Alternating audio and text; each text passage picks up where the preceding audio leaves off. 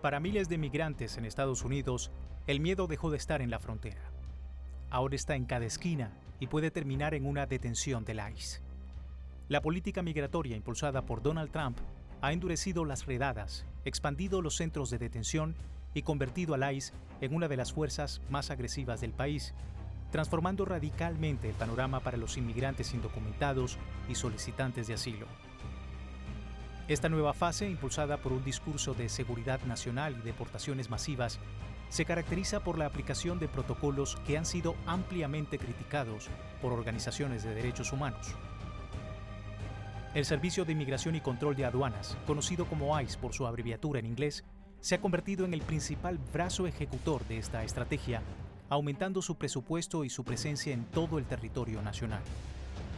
Lejos de ser una simple actualización de políticas, el giro actual representa un cambio de paradigma que prioriza la disuasión sobre la integración, afectando de manera desproporcionada a las comunidades más vulnerables y redefiniendo el concepto de crisis humanitaria en la llamada frontera sur.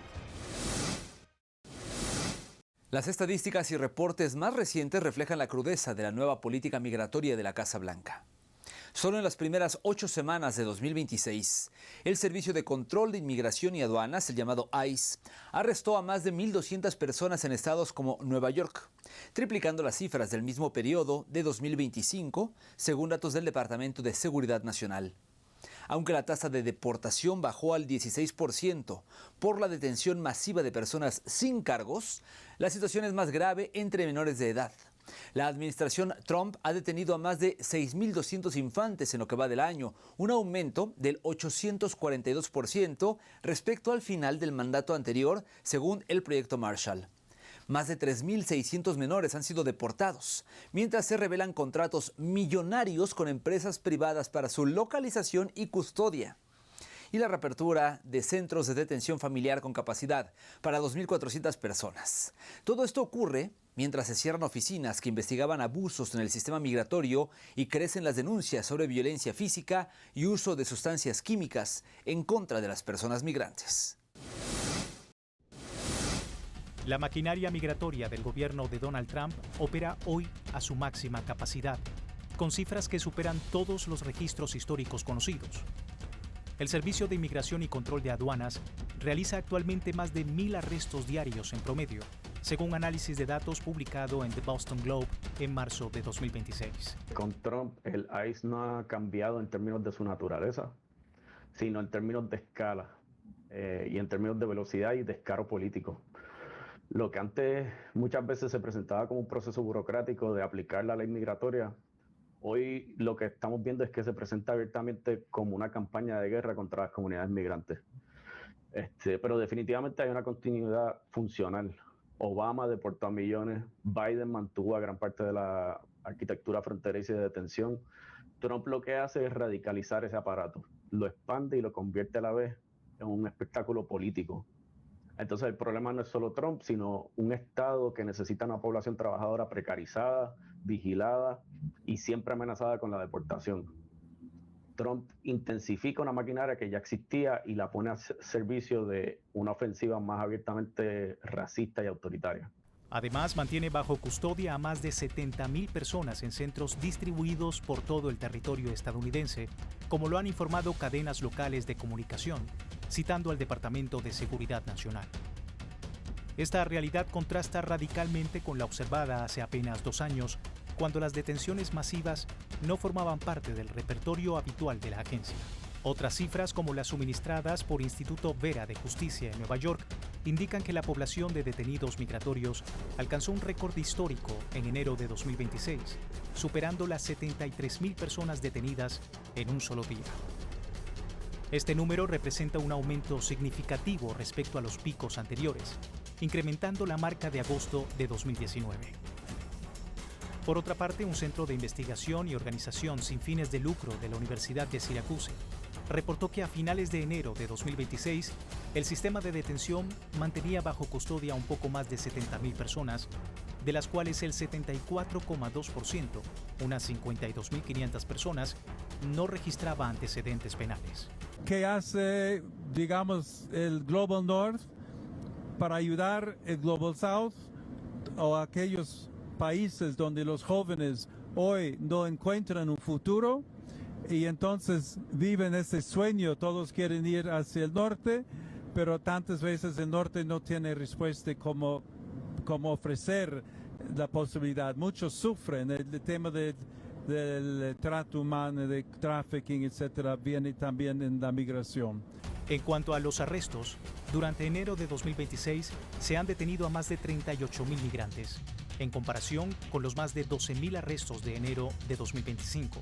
A nivel nacional, las deportaciones desde el interior del país se quintuplicaron durante el primer año del segundo mandato de Donald Trump, con un aumento de 5 veces en comparación con los niveles de la administración del presidente Joe Biden.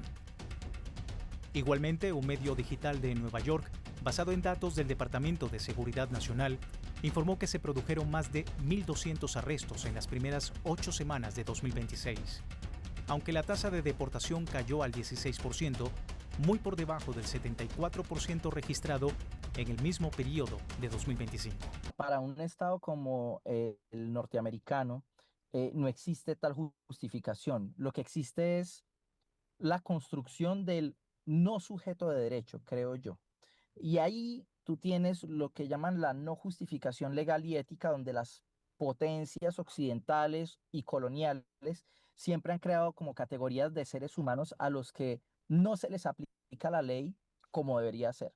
Al buscar terminar con el Acuerdo Flores, que era el que establecía los estándares mínimos para menores detenidos, el Estado elimina activamente las protecciones legales para fabricar jurídicamente al menor migrante como un no sujeto torturable, y aquí es donde se da la creación de un espacio de excepción legal. Uno de los aspectos más alarmantes de esta política es el impacto sobre las niñas, niños y adolescentes migrantes. Un informe del Proyecto Marshall, una organización periodística independiente, reveló que han detenido a más de 6.200 menores durante el segundo mandato de Trump, lo que representa un aumento de 842% frente a los registrados al final de la administración Biden. Se han documentado un promedio de 226 infantes y adolescentes encarcelados por día desde que el republicano asumió el cargo, en contraste con los 24 inocentes detenidos diariamente hacia el cierre del mandato de Joe Biden. Asimismo, en enero de 2026, la cifra de menores detenidos superó los 550, alcanzando su punto más alto hasta la fecha. Y lo que estamos viendo es que incluso los niños y las niñas migrantes se han convertido en mercancía. Entonces, es una lógica completa del capitalismo de frontera. Cada etapa en el proceso migratorio produce contratos, ganancias y expansión burocrática. Igualmente, las condiciones dentro de los centros de detención han sido duramente criticadas por activistas y legisladores. El informe de la referida organización de investigación sin fines de lucro y no partidista, enfocada en el sistema de justicia penal de los Estados Unidos, documenta atención médica deficiente, falta de acceso a la educación y suministro de comidas caducadas o de bajo valor nutricional. En este sentido, investigaciones periodísticas han destapado la participación de empresas privadas en la localización y detención de niñas y niños migrantes, generando una ola de indignación internacional. Medios locales estadounidenses han reportado que en Virginia contrataron una empresa de seguridad privada que ha sido acusada de tortura, desapariciones forzadas y abuso infantil. Esta misma compañía participó activamente en el secuestro y transporte de infantes migrantes durante la política de separación familiar del primer mandato de Trump. Paralelamente, el gobierno de Donald Trump ha solicitado que una parte de su presupuesto para 2027 sea destinada a la compra de hasta 30.000 camas familiares, lo que supone una ampliación prevista de la capacidad de detención de familias migrantes. El Instituto Vera de Justicia documentó que han abierto 152 nuevos centros de detención durante el segundo mandato del republicano en la Casa Blanca, en 39 estados, 13 de los cuales fueron inaugurados en 2026, y ha reabierto 170 instalaciones que no estaban en uso durante el año anterior a la llegada de Trump a la presidencia. La política migratoria del actual gobierno de Estados Unidos responde a una estrategia deliberada que combina un discurso de seguridad nacional con medidas administrativas diseñadas para maximizar los arrestos y minimizar las vías legales de permanencia. Desde el Instituto Cato, organización sin fines de lucro en Washington, el Departamento de Seguridad Nacional suspendió el procesamiento de muchas solicitudes de tarjetas de residencia, lo que permite el arresto incluso a migrantes legales.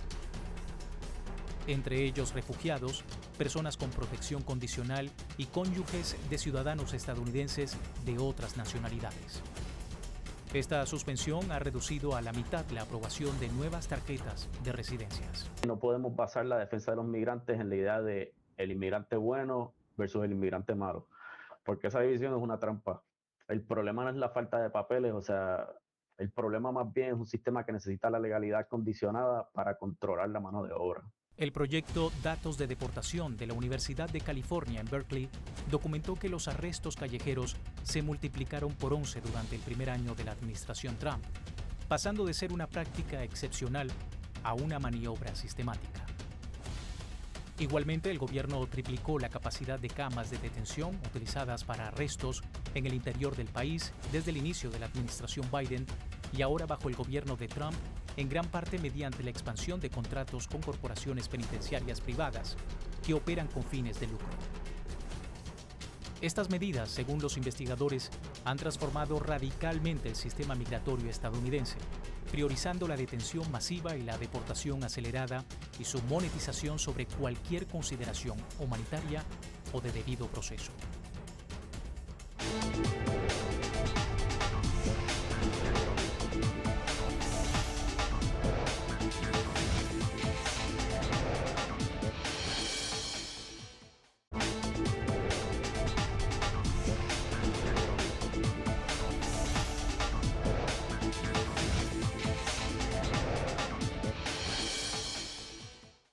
En su afán por imponer un supuesto orden, el ICE ha recurrido a tácticas cada vez más agresivas y violatorias de derechos fundamentales. Se ha documentado, por ejemplo, el uso de armas químicas como granadas de gas o aerosoles de pimienta concentrada, utilizadas no solo dentro de los centros de detención, sino también en espacios públicos, como en operativos cerca de escuelas, poniendo en riesgo a niñas, niños, adolescentes y por supuesto también a transeúntes.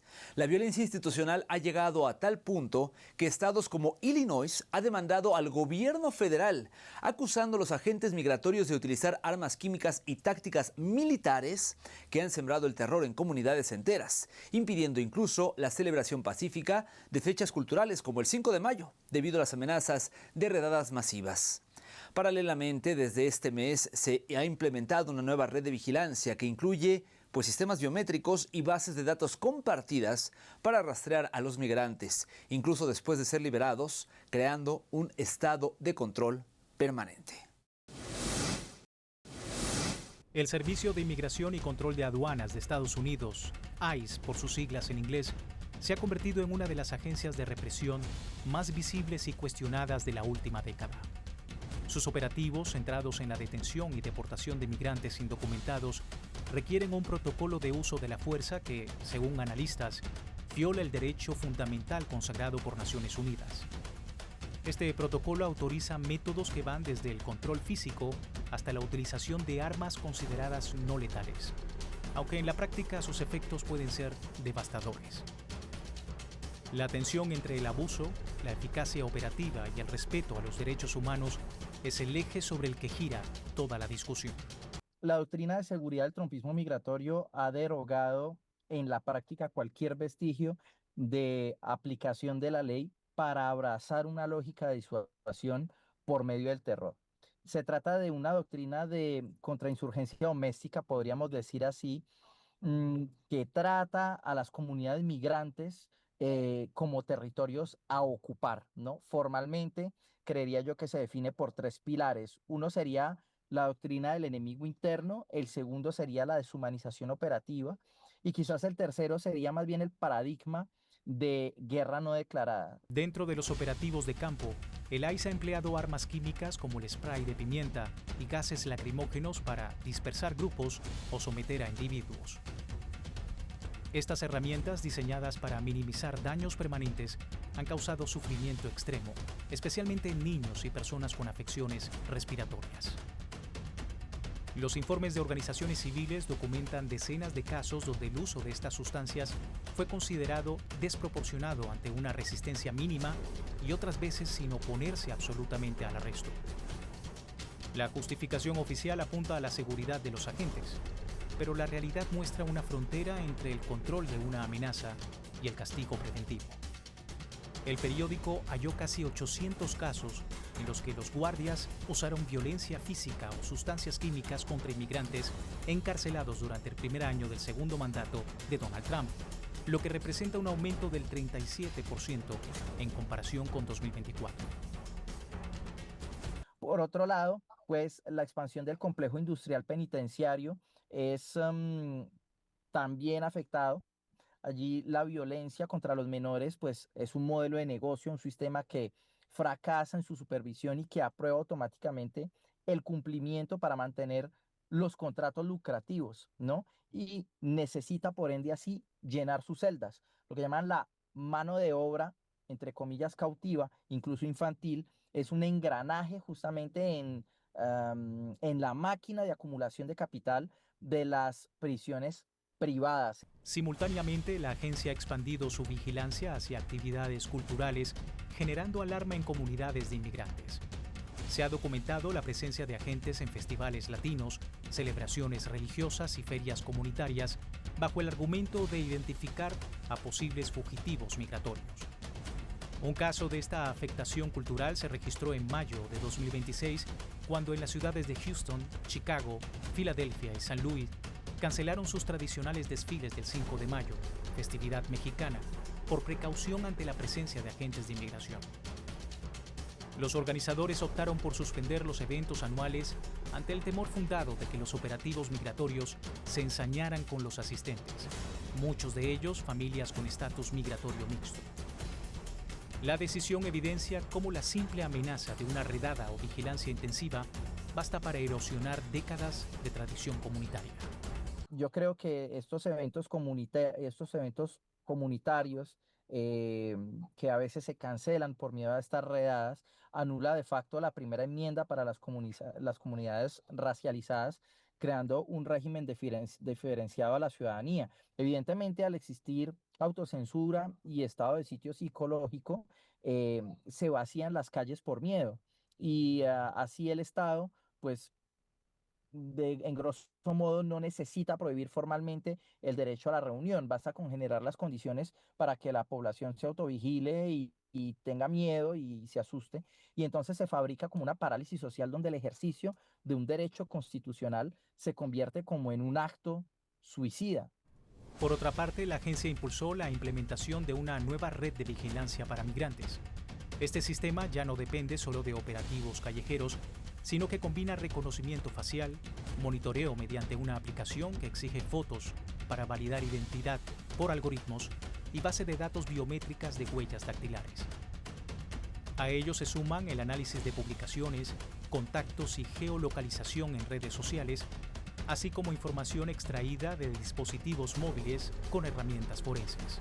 Y eso es absolutamente indefendible y representa una perversión del contrato social que consolida un estado de vigilancia corporativa y aquí Estados Unidos no es la excepción. Existe una traición a la confianza y existe además un colonialismo de datos.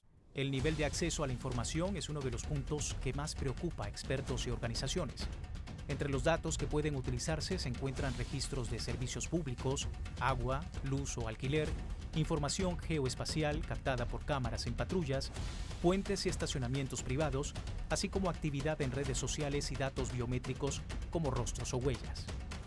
Las empresas tecnológicas privadas juegan un papel clave al proporcionar herramientas de análisis geoespacial y cruce de datos, lo que amplía aún más la capacidad de vigilancia estatal. Eso es una estrategia para hacer la vida inviable y forzar la autodeportación, algo muy parecido a lo que sucedía durante el periodo italiano, hitleriano del 39 al 45 en Alemania. Esto es una campaña de terror. Entonces, el impacto para los migrantes en esta ciudad y en todas las ciudades de Estados Unidos ha sido tener que vivir con miedo todos los días. Miedo a salir de tu casa, a ir al trabajo, a llevar a los niños a la escuela, a ir al médico. O sea, Esto ha redundado en niños que han perdido meses de educación, o sea, que va a tener impactos a largo plazo. Personas que no han ido al doctor y después tienen que lidiar con un problema de salud grave porque no lo atendieron a tiempo. Entonces, el terror no afecta solo a la persona migrante, también destruye familias enteras, o sea, comunidades, y va desgastando el tejido social. En los últimos años, demandas colectivas han exhortado a la agencia a modificar los protocolos, especialmente en el uso de gas pimienta contra menores. No obstante, la operatividad organizacional sigue privilegiando la disuasión por encima del cuidado. Desde el Sur Global, o sea, desde las plataformas populares del Sur Global, yo creo que la tarea ahora mismo, lo más importante es romper el cerco mediático. Precisamente lo que estamos haciendo aquí. O sea, conectar las luchas migrantes dentro de Estados Unidos y el resto del norte global con las luchas antiimperialistas en el sur global. Porque, o sea, no podemos hablar de migración sin hablar del capitalismo y el imperialismo. Los mismos países del norte que crean las condiciones para la migración a través de la devastación económica y bélica de las sociedades del sur, después reprimen y criminalizan. Ante este escenario, la organización expone la contradicción clásica del Estado de Derecho.